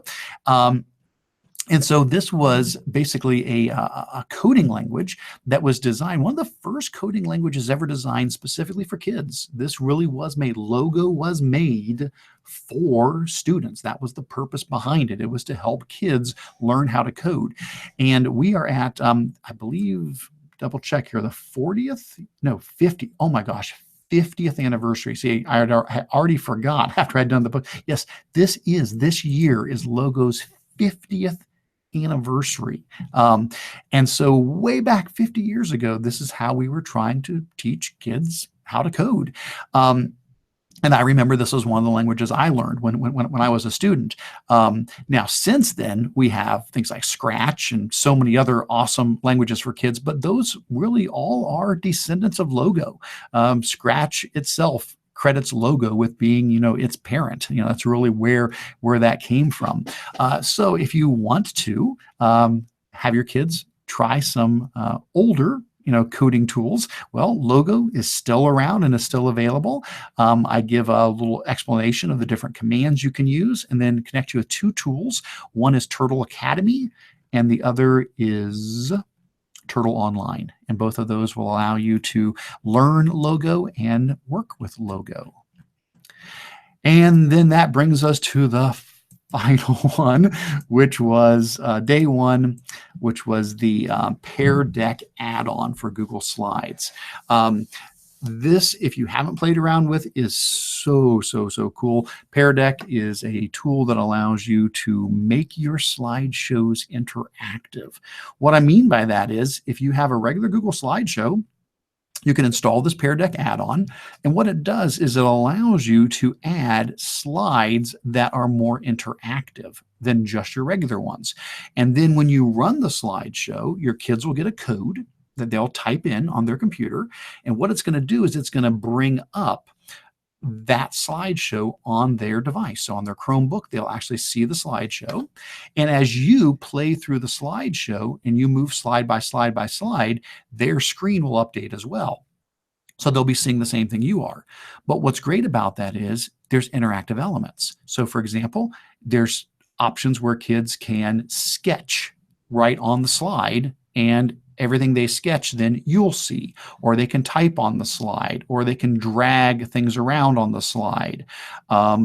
Lots of other options here. And if I get to the bottom, I think I got an example again. So again, you run it, you give them the code, they then join, and then as they type in, all of their responses get gathered together, or wherever they drug their dots, or how they answered. You can do multiple choice questions, or if they drew pictures. All of that gets pulled together, and you can show that on your screen as well for the whole class to see. So it's a awesome free tool. Now there's a premium version that does some additional things, but the free version of the Pear Deck add-on does all these things I just showed you there. And basically there's no excuse to have a Google slideshow that isn't interactive now. If you've got slideshows you've been using for years, you got to add Pear Deck to it, because now your kids can actually interact with you during the slideshow, giving you feedback, and you can do formative assessments the whole way through. It makes it so much more exciting.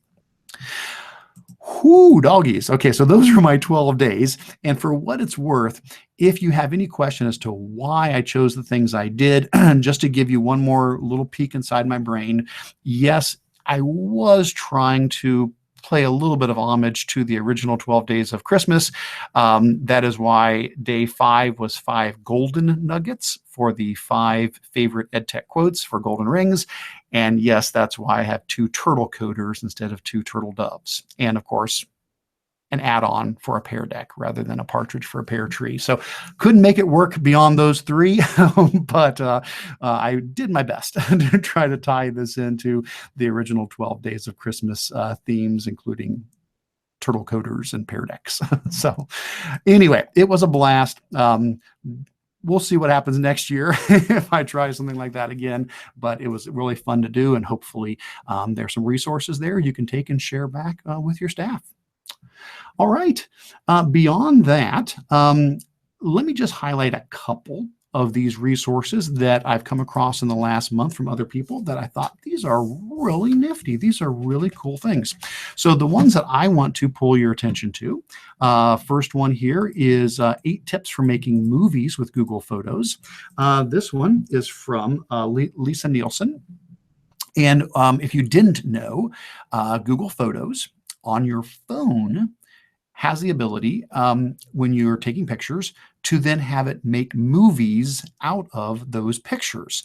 And so if you're taking pictures, or if you're recording video, so you can take, pictures, you can take short videos. If you've got Google Photos on your phone, it'll have access to all of your pictures and all of your videos. There's an option in there to go in and then have it make a movie out of those. And so she talks about some tips for how to do that, how to use your phone to take some, opening shots and closing shots, get a couple of pictures in the middle, add a few quick videos in there, and then how you can go in and have it create a video for you. Add the music that you want, trim things up, and boom, make a video. So I thought that was great. I appreciated Lisa sharing that. The next one, I always love a template. So I'll mention this one real quick. 10 ways students can use Instagram in your classroom with Google Slides templates. So this one is from Kelly Fitzgerald, and she talks about how Instagram can be used for educational purposes in your classroom. But what I really love about it is how she provides a Google Slides Instagram template. A couple of templates here that if you, for understandable reasons, maybe you don't want to have your students actually using Instagram itself, or if it's for younger kids, here are some Google Slides templates you can make copies of that mimic the look and feel of Instagram. Next one I'm going to mention real quick is 3,000 plus Google Street Views for your classroom. This one is from Monica Burns, and she just has a nice post to remind us that in the Google Arts and Culture website, which I told you it would come up again, it always comes up, in the Google Arts and Culture website, they have a section for just Street View. And so there are over 3,000 Street View locations that have been curated and pulled together in Google Arts and Culture. And she explains how to get to them. And then she mentions 10 or so of her favorites here. To show you how to get there, if I head over to Google Arts and Culture from the link here, where you can go to get to this is from the homepage of Arts and Culture. If you scroll down just a little bit, keep on scrolling, keep on scrolling. There it is. There's a section called Explore with Street View. So from the home page of Arts and Culture, if you go about halfway down the page, there's an Explore with Street View section. If you click View All, you'll see they've pulled out over 3,000 Street View locations. And for each one of these, you can just come in and say, okay, here's Mount Rushmore. Give a click on it, and boom, it's going to pull up Mount Rushmore. And now you can move around as if you are there at Mount Rushmore. Zoom in, zoom out, look around. This is Street View, just like normal, like you would see in Google Maps, but they've pulled all of those together here in Google Arts and Culture. All right. The next one that I wanted to draw attention to is from our very own Jake Miller, tips for creating stop motion with Google Slides. So Jake does some amazing animated GIFs where he shows how to do things using all sorts of technology tools, a lot of times Google-related things. Well, recently, Jake did a blog post on some tips for creating stop motion slides. Now, this is something that I've shared in the past, and thanks, Jake. He links in my blog post as well as Matt Miller's on this, on how to do these. But then Jake really does a phenomenal job of going in here and talking about, if you're going to do this, if you're going to make stop motion animation in Google Slides, here are some tips that can just make it way easier for you. So he talks about using the duplicate, the Control D option to duplicate slides, so you can just make a copy of a slide really easily as you're creating your stop motion.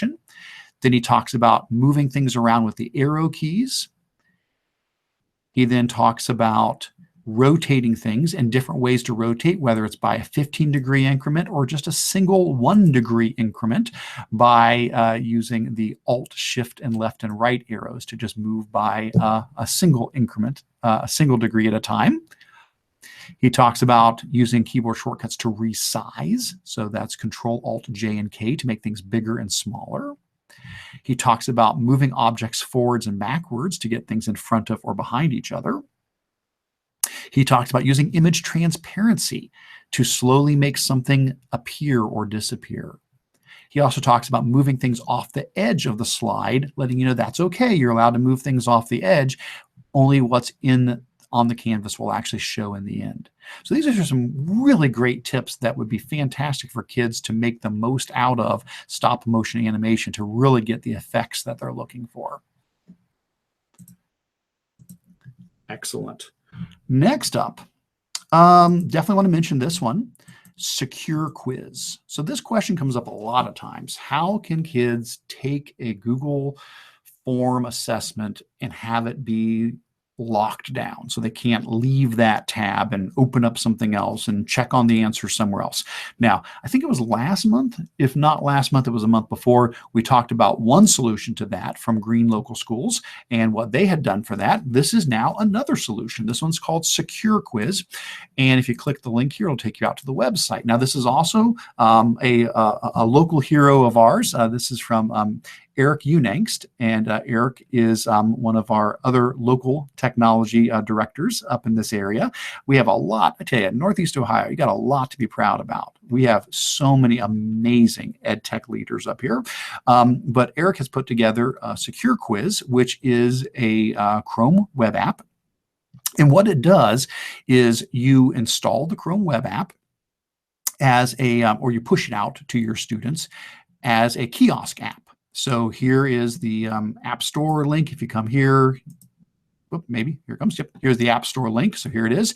Now it's going to say not compatible because I'm on a Windows device. This would obviously be something you'd push out to your Chromebooks, but this is the SecureQuiz app. Okay, and so you would push that out to your kids through the in kiosk mode, so that when they boot up their Chromebook, they could click on the app and launch it in kiosk mode.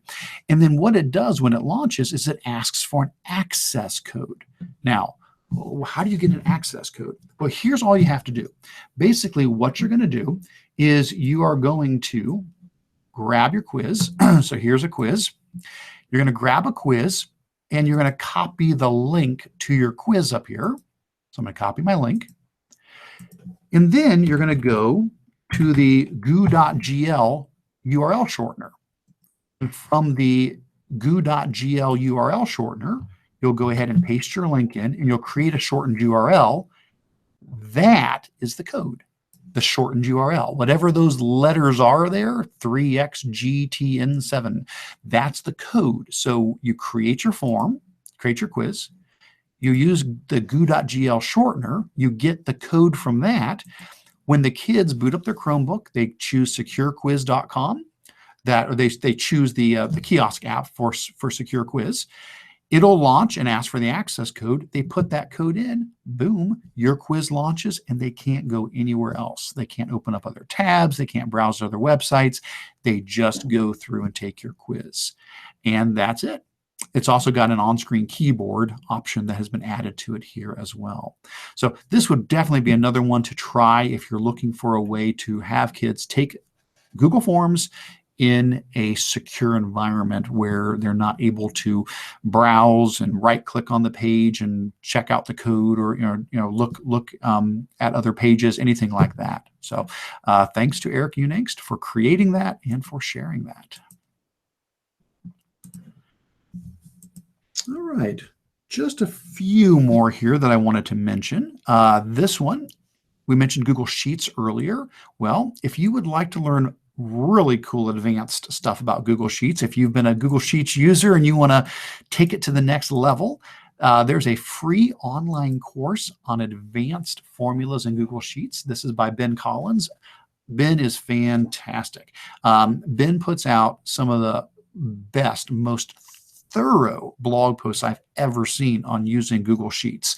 If you haven't been to his site, it's benlcollins.com. He goes into incredible detail in his examples of how to use Google Sheets. Well, he's put together a course on advanced formulas, and it's totally free. He's just given away free for anybody that wants to take the course. I signed up for it and started going through it. It is really, really good. Some of the formulas are like, oh yeah, I know that formula. Others I'm like, I have never even heard of that. So he's sharing formulas I've never even seen before.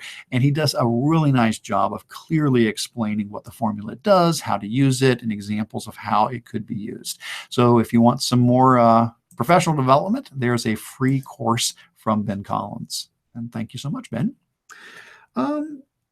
Just a few more. Let's see. This one is a good one to mention. Sharing a Google file using the template preview option. This is from Brad Dale. Brad puts out probably a new post every day, it feels like, and that may actually be accurate. Let me see. For 2017, he's got 358 posts. So yeah, I think Brad averages about a post a day, always sharing great things.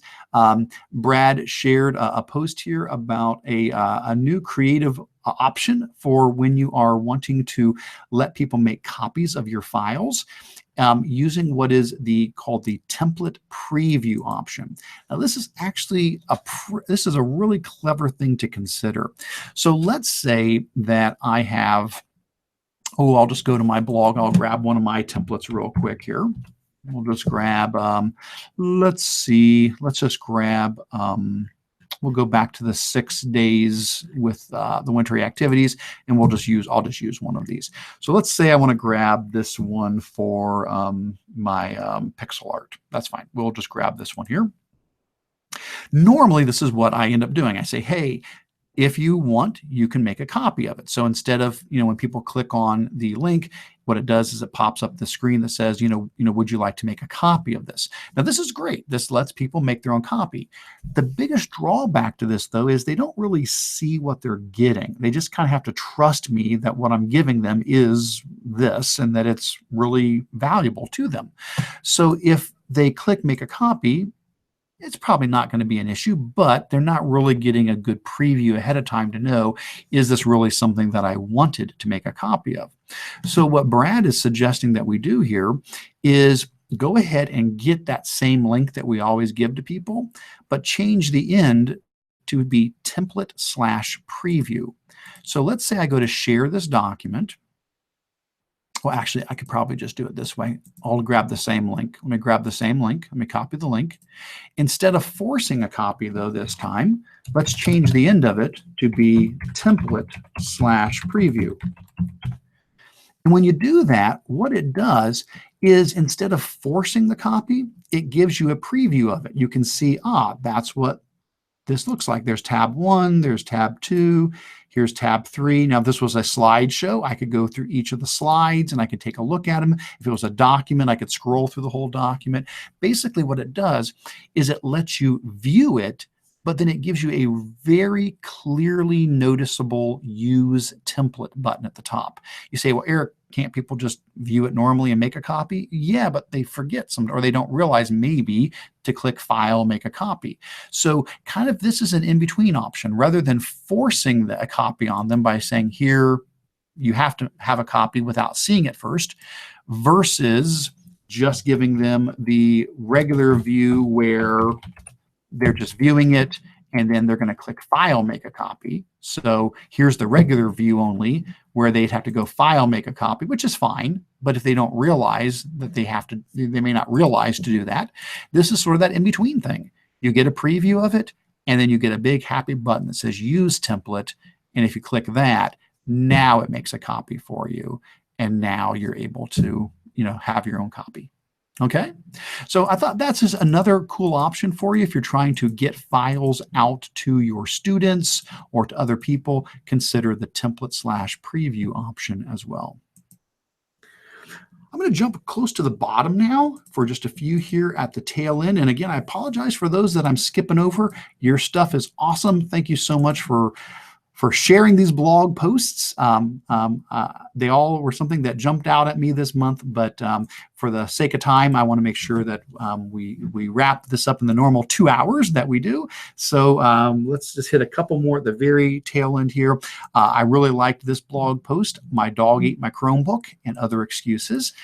This one is by Kevin Zahner, and this is a really neat blog post where he talks about the type of excuses you might get from your students, even if you go digital, because you're saying, okay, listen, we're not using paper anymore, so the dog can't eat my homework. We're using Chromebooks now. He says, well, you know what? Even if you go digital, it's still very possible you're going to hear excuses. And so he goes through, my Chromebook doesn't work. I forgot my charger. The link didn't work.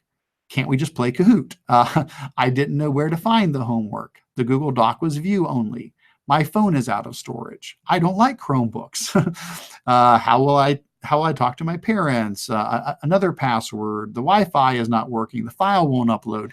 And in each one of these cases, he explains, well, this is what he's done to answer that in his classroom. Now, we're not saying that, these are always, the end-all be-all answer, but this is from somebody who's using this technology day in and day out in his classroom. And I really appreciate Kevin taking an honest look at what are the kind of things kids are still going to say, even if you end up using digital, tools, and how do we need to be ready to respond to those? What answers, do we need to be able to give to the students? So I thought that was a great post. Then the final one I'm going to mention is how to add Google Drawings comic strips to your class. I'm always a fan of Google Drawings. Anybody who knows me knows it's one of my favorite tools. Well, back to Matt again, Matt Miller, and then Corey Orlando was a co-author on this blog post. Corey and Matt went together to put a post together about using Google Drawings for comic strips. Now, I've done posts in the past about using Google Slides for comic strips, where each slide is a different panel of the comic strip. This is a twist on that where it's Google Drawings instead. So instead of doing every slide being a different panel, they talk about using Google Drawings and putting all the different pictures on a drawing and then adding, text boxes and call outs to have the different speech bubbles for the comic strip. So a real nice job explaining how to do that in Google Drawings. And that is it. Let me go ahead and scroll back up and see if there's anything I've missed here, if there's any questions or comments or anything else that has been shared. I don't see anything else in the doc. I'm looking over at our chat window, and it looks like we're okay there as well. So folks, as we start to wrap up, I'll just do a couple of final reminders again. And that is, first of all, if you didn't get a chance to sign in, under the important links section, there is a sign-in form. Would definitely appreciate if you would do that. That allows me to send you a certificate of attendance for watching and for attending the meeting. Even if you watch this recorded in the future, that's totally fine. So there's a sign-in form. I would encourage you to fill that out. And then other than that, I would remind you that all these resources, as well as upcoming resources, can be, oh, my computer wants to update. No, we'll do that later. All of the resources from this meeting, as well as future meetings, can be found at bit.ly/GEG Ohio. Again, that'll take you to the GEG Ohio website. From there, you can find our discussion board, which is our community page, but you can also find our monthly meetings. And if you scroll down from there, you'll see links to the agenda for each meeting, as well as the video. The live stream becomes the recorded video. Our next meeting should be the tail end of January. Always check this, though, because things can move around based upon other commitments that we end up having. So always check and see. But at the moment, January 31st would be our next. But again, I want to thank you guys so very much for being here today, and wish everybody a fantastic holiday season and a great start to the new year. Thanks so much. Take care.